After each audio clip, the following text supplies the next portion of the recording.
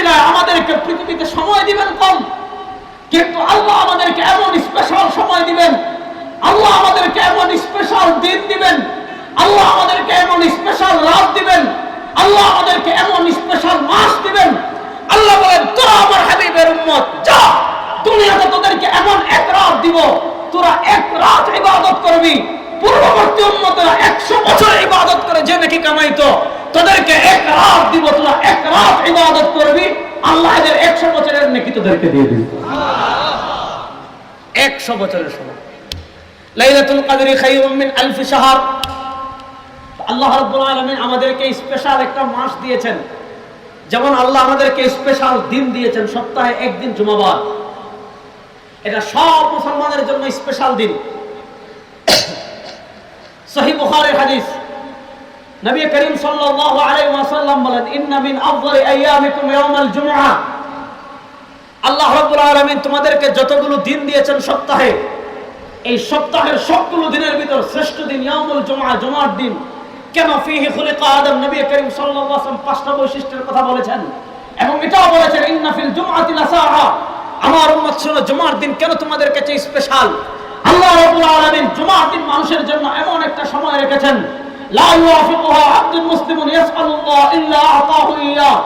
জুমার দিন আল্লাহ রাব্বুল আলামিন মানুষের জন্য এমন একটা স্পেশাল মুহূর্ত রেখেছেন, জুমার দিন আল্লাহ রাব্বুল আলামিন মানুষের জন্য এমন একটা স্পেশাল সময় রেখেছেন, বান্দা ওই সময় আল্লাহর কাছে যে দোয়া করবে, আল্লাহ তাকে সেই দোয়া কবুল করে দিবে।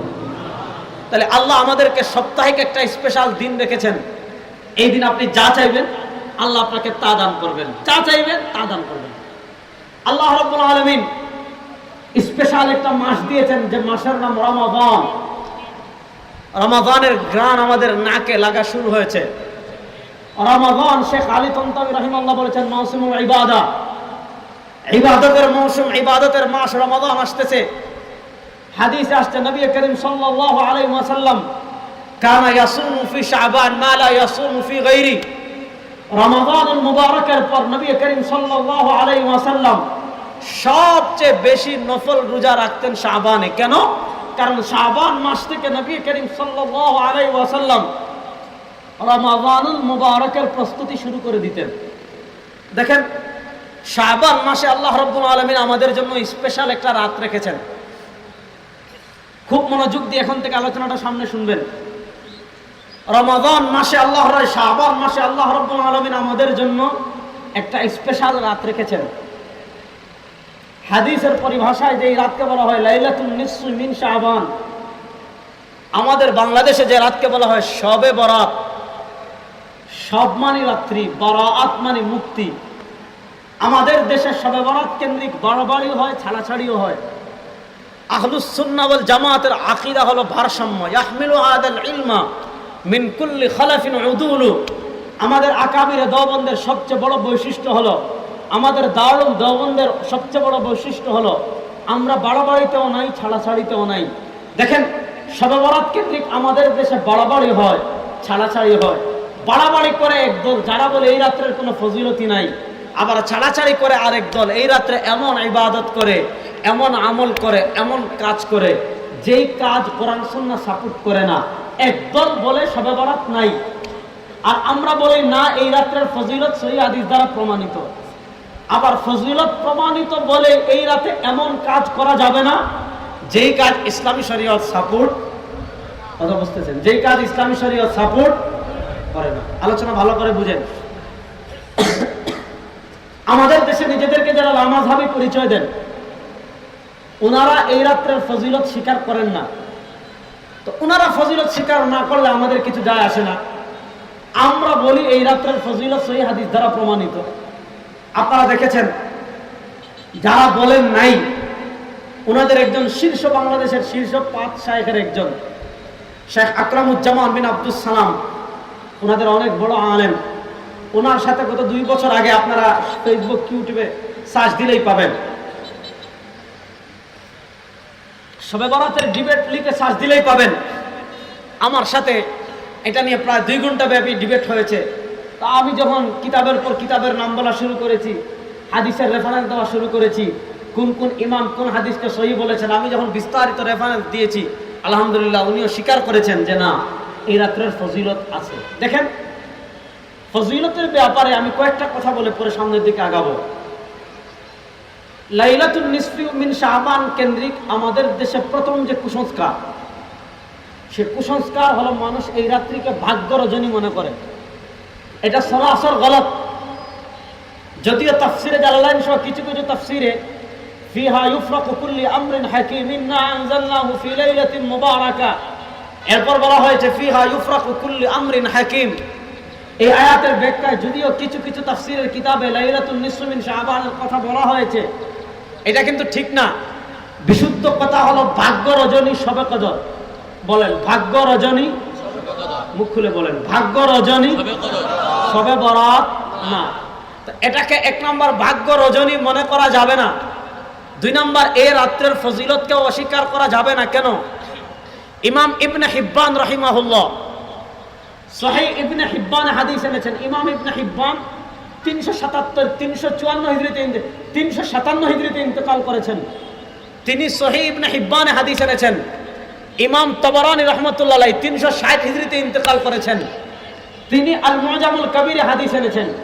আরো অসংখ্য অগণিত ইমামগণ হাদিসটি এনেছেন, যে হাদিসকে ইমাম হাইসামি রাহিমাহুল্লাহ মাজমুউজ যাওয়াইদ ওয়া মানবাউল ফাওয়াইদ, মাজমুউজ যাওয়াইদ ওয়া মানবাউল ফাওয়াইদ, ওই কিতাবে ইমাম হাইসামি রাহিমাহুল্লাহ এই হাদিসকে বলেছেন রাওয়াহু তাবারানী ওয়া রিজালুহু সিকাতুন। এই হাদিসের সনদকে সহিহ বলেছেন ইমাম হাইসামি রাহিমাহুল্লাহ। এই হাদিসের সনদকে সহিহ বলেছেন শেখ শুআইব আরনাউত রাহিমাহুল্লাহ। এই হাদিসের সনদকে সহিহ বলেছেন শেখ আহমদ শাকির রাহিমাহুল্লাহ। এবং এই হাদিসের সনদকে সহিহ বলেছেন, আজকে যারা সহি সহি সহি সহি বলে মুখে ফেনা তুলে, তারা সবচেয়ে বেশি যাকে সহি এর ক্ষেত্রে ফলো করে, কোন হাদিস সহি যায়িফ তাসহিহ তাযঈফের ক্ষেত্রে যারা শবে বরাতকে মানতে চায় না, তারা সবচেয়ে বেশি যাকে ফলো করে শেখ নাসিরউদ্দিন আলবানী রহমতুল্লাহ আলাইহি। শেখ নাসিরউদ্দিন আলবানী রহিমাহুল্লাহ 1420 হিজরিতে ইন্তেকাল করেছেন। তার লিখিত একটা কিতাব আছে, এটা মূলত ইমাম মুনজিরি রহিমাহুল্লাহর লেখা কিতাব আত-তারগীব ওয়া আত-তারহিব। ইমাম মুনজিরি রহিমাহুল্লাহ লিখিত আত-তারগীব ওয়া আত-তারহিবকে শেখ নাসিরউদ্দিন আলবানী রহিমাহুল্লাহ দুই ভাগ করেছেন, সহিহুত তারগীব, যায়িফুত তারগীব। সহিহুত তারগীবে তিনি আত-তারগীব ওয়া আত-তারহিবের সহিহ বর্ণনাগুলো এনেছেন, আর যায়িফুত তারগীবে তিনি যায়িফ বর্ণনাগুলো এনেছেন। সহিহুত তারগীবে নাসিরউদ্দিন আলবানী রাহমাতুল্লাহ আলাইহি একটা না, দুইটা না, তিনটা না, লাইলাতুন নিসফি মিন শাবানের পক্ষে 4টা সহিহ হাদিস এনেছেন। এর ভিতর একটা সহিহ হাদিস হযরত মুআয ইবনে জাবাল রাদিয়াল্লাহু তাআলা থেকে বর্ণিত হয়েছে, যেটা ইমাম ইবনে হিব্বান সহিহ ইবনে হিব্বানে বর্ণনা করেছেন, যেটা ইমাম তাবারানী আল মুআজামুল কবিরে বর্ণনা করেছেন, ইমাম হাইসামি মাজমুউজ যাওয়াইদে এনেছেন। আরো অসংখ্য অগণিত ইমামগণ যে হাদিসটি এনেছেন এবং তাসহিহ করেছেন। হাদিস কি? হযরত মুআয ইবনে জাবাল রাদিয়াল্লাহু তাআলা আনহু বলেন, সরওয়ারে কায়নাত আলাইহিস সালাম বলেন, ইন্নাল্লাহা ইয়াত্তালিউ ইলা খালকিহি ফি লাইলাতিন নিসফি মিন শাবান। শাবান মাসের 14 তারিখ দিবাগত রাত যখন আসে, আল্লাহ রাব্বুল ইজ্জত ওয়াল জালাল তার গোটা কুল কায়নাত সমস্ত মাখলুকাতের দিকে রহমতের দৃষ্টিতে তাকান। ইন্নাল্লাহা ইয়াত্তালিউ ইলা খালকিহি ফি লাইলাতিন নিসফি মিন শাবান। শাবান মাসের 14 তারিখ দিবাগত রাত যখন আসে, আল্লাহ রাব্বুল ইজ্জত ওয়াল জালাল তার গোটা মাখলুকাতের দিকে রহমতের দৃষ্টিতে তাকান। ফায়াগফির লিজামি খালকি ইল্লা লিমুশরিকা ওয়া মুশাহিন। যারা শিরক করে এবং শারঈ কারণ ছাড়া অপর কোন মুসলমানের প্রতি বিদ্বেষ রাখে, এই দুই দল ছাড়া বাকি সবাইকে আল্লাহ এই রাতে মাফ করে দেন। তাহলে এই হাদিসকে খুদ নাসিরউদ্দিন আলবানী সহিহ বলেছেন। এবং একই ধাঁচের হাদিস ইমাম বাজ্জার রাহিমাহুল্লাহর রেফারেন্সে ইমাম মুনজিরি রাহিমাহুল্লাহ তারগীব ওয়া তারহিবে বর্ণনা করেছেন। এবং আত-তারগীব ওয়া তারহিবে বর্ণনা করে ইমাম মুনজিরি রাহিমাহুল্লাহ বলেছেন, ইসনাদুহু লা বা'সা বিহি। এই হাদিসের সনদে কোনো সমস্যা নাই। আমাদের লামাযহাবীদের আরেকজন বরেণ্য আলেম শেখ আব্দুর রহমান মুবারকপুরী রাহমাতুল্লাহ আলাইহি, যিনি তিরমিজি শরীফের ব্যাখ্যা গ্রন্থ লিখেছেন তুহফাতুল আহওয়াযী, উলামা ইকরাম সবাই জানেন, 1352 হিজরিতে যিনি ইন্তেকাল করেছেন, শেখ আব্দুর রহমান মুবারকপুরী রাহমাতুল্লাহ আলাইহি তুহফাতুল আহওয়াযীতে তিনি কি করেছেন, ওই ইমাম মুনজিরি রাহিমাহুল্লাহ এই হাদিস সম্পর্কে যে বক্তব্য দিয়েছেন, ইমাম মুনজিরি রাহিমাহুল্লাহর বক্তব্য সাপোর্ট করেছেন। ওই হাদিসেও আছে যে নবী করিম সাল্লাল্লাহু আলাইহি ওয়াসাল্লাম বলেছেন, আল্লাহ রাব্বুল ইজ্জত ওয়াল জালাল যারা শিরক করে এবং যাদের অন্তরে অপর মুসলমানের প্রতি শরঈ কোনো কারণ ছাড়া বিদ্বেষ লালন করে, এই দুই দলকে ছাড়া বাকি সবাইকে আল্লাহ রাব্বুল আলামিন এই রাত্রে মাফ করে দেন। আচ্ছা, এবার বলেন, যেই রাত্রে আল্লাহ সারা দৃষ্টির দিকে রহমতের দৃষ্টিতে তাকান, যেই রাত্রে আল্লাহ ব্যাপকভাবে সবাইকে মাফ করে দেন, এই রাত্রের কোনো ফজিলত নাই? আমার দিকে তাকান, এই রাত্রের কোনো ফজিলত নাই? মনোযোগ দিয়ে শুনেন, আজকে যারা শবে বরাতকে অস্বীকার করে, উনারা আকীদার ক্ষেত্রে যাদেরকে ইমাম মানে, শেখুল ইসলাম ইবনে তাইমিয়া রাহিমাহুল্লাহ 728 হিজরিতে ইন্তেকাল করেছেন, তার আরেকজনকে ফলো করে ইমাম ইবনে কাইয়িম আল জাওজিয়া রাহমাতুল্লাহ আলাইহি 751 হিজরিতে ইন্তেকাল করেছেন। শেখুল ইসলাম ইবনে তাইমিয়া রাহিমাহুল্লাহ লাইলাতুন নিসফ মিন শাবান শবে বরাতের ফজিলতকে স্বীকার করেছেন। ইমাম ইবনে কাইয়িম আল জাওজিয়া রাহিমাহুল্লাহ শবে বরাতের ফজিলতকে স্বীকার করেছেন। শেখ মুনাবি ফয়জুল কাদির শবে বরাতের ফজিলতকে স্বীকার করেছেন। আব্দুর রহমান মুবারকপুরি রহমতুল্লাহ আলাইহি শবে বরাতের ফজিলতকে স্বীকার করেছেন। শেখ নাসিরউদ্দিন আলবানী রাহিমাহুল্লাহ শবে বরাতের ফজিলতকে স্বীকার করেছেন। এবার শবে বরাতের ফজিলত বর্ণনা করার কারণে আমরা যদি বেদাতি হয়ে যাই, আমরা যদি হাদিস না বুঝি, আমাদের উপর যদি অপবাদ দাও, আমাদের উপর অপবাদ দেওয়ার আগে তোমাদের ইবনে তাইমিয়ার উপর অপবাদ দাও, ইবনে কাইয়িম আল জাওজিয়ার উপর অপবাদ দাও, মুনাবির উপর অপবাদ দাও, আব্দুর রহমান মুবারকপুরির উপর অপবাদ দাও, তারপর নাসিরউদ্দিন আলবানীর দিকে অপবাদ দাও, তারপর আমাদের দিকে আঙ্গুল তুলো। দেখেন এরা কত বড় দ্বিচারিতা করে। আমি আপনাদেরকে একটা নজির দেখাই, তারপরে মূল আলোচনা আসতেছে। শবে বরাতের হাদিস নাসিরউদ্দিন আলবানী সহিহ বলেছেন। আপনারা আমার সাথে আছেন তো? বিশেষ করে যুবক ভাইরা ভালো করে শুনবেন, আমি দ্বিচারিতা আপনাদেরকে দেখাই। শবে বরাতের হাদিস নাসিরউদ্দিন আলবানী সহিহ বলেছেন, আব্দুর রহমান মুবারকপুরি সহিহ বলেছেন, তারপরে তাদের ইমামগণ সহিহ বলেছেন। তখন বলবে আলবানী মানে না, তখন বলবে কি আলবানী, কথা বুঝেন, তখন বলবে আলবানী। আচ্ছা, শাবান মাসের পরে যে রমাদান আসতেছে, শাবান মাসের পরে যে মাস আসতেছে, এই মাসকে আমরা কি বলি? ঈদের নামাজ জামাতে পড়তে পারবেন? এবার বলেন, জামাতে পড়ার গুরুত্ব আছে না নাই? জামাতে পড়ার গুরুত্ব আছে বলেই বিতরের নামাজ জামাতে পড়তে পারবেন না, কারণ জামাতে পড়তে হলে নস লাগবে।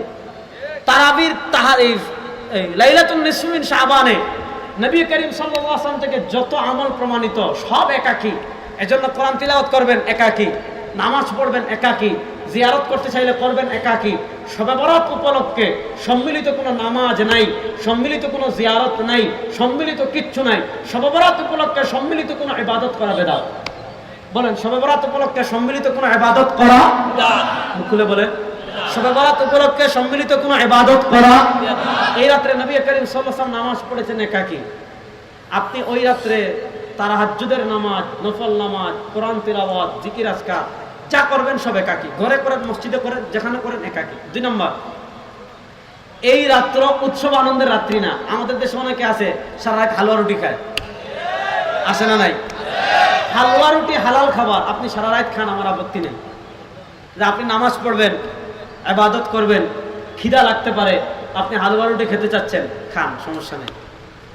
আপনি এই রাত্রে যেমন ডাল খাইতে পারেন, চা খাইতে পারেন, সেমাই খাইতে পারেন, নুডলস খাইতে পারেন, আপনি শুটকি খাইতে পারেন, সব যেমন খাইতে পারেন।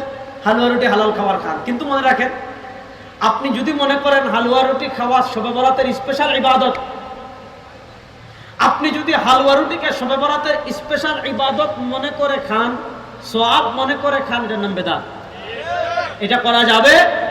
অনেক আছে ওই রাত্রে আগরবাতি জ্বালায়, আছে না নাই? একদম মশা তাড়ানোর জন্য জ্বালাইতে যাচ্ছেন, জ্বালান।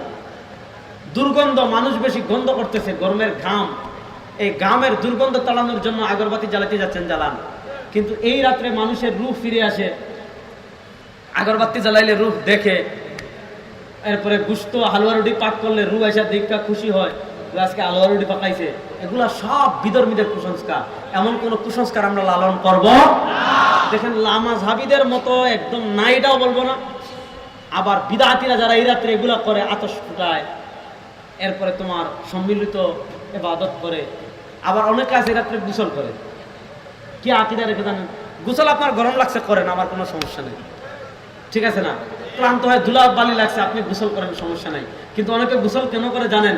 তাদের আকীদা হলো এই রাত্রে কেউ যদি গোসল করে, তাহলে যে অঙ্গ থেকে পানি ঝরে পড়বে, পানি ঝরে পড়ার সাথে সাথে তার শরীরের সব গুনাহ ঝরে পড়বে।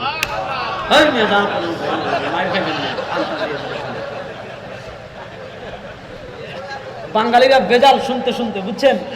এখন জাল হাদিস। ওই দিন এক জায়গায় ওই যে বলতেছি যে তাফাররাকাত বানু ইসরাইল আলা সিনতাইনি ওয়া সাবঈনা মিল্লাহ, যে বনি ইসরাইল বিভক্ত হবে 72 দলে আর আমরা বিভক্ত হব 73 দলে। সুবহানাল্লাহ। এরা মনে করছে যে তাদের থেকে তো আমরা একটা বেশি, এরা 72 আমরা 73। ওই দিন এক জায়গায় বলতেছি যে এটা ঘটনাটা জাল, বুঝছেন? আমি আগে বলতেছি যে সুবহানাল্লাহ কইেন না, এটা জাল বলছি, তারপরে কইতাছে সুবহান। মানে আমরা বেজাল ওয়াজ শুনতে শুনতে, বুঝেন নাই? বক্তা ওয়াজ করতেছে কি জানেন? যে নবী করিম সাল্লাল্লাহু আলাইহি ওয়াসাল্লাম মেরাজে যাচ্ছেন, বুঝছেন?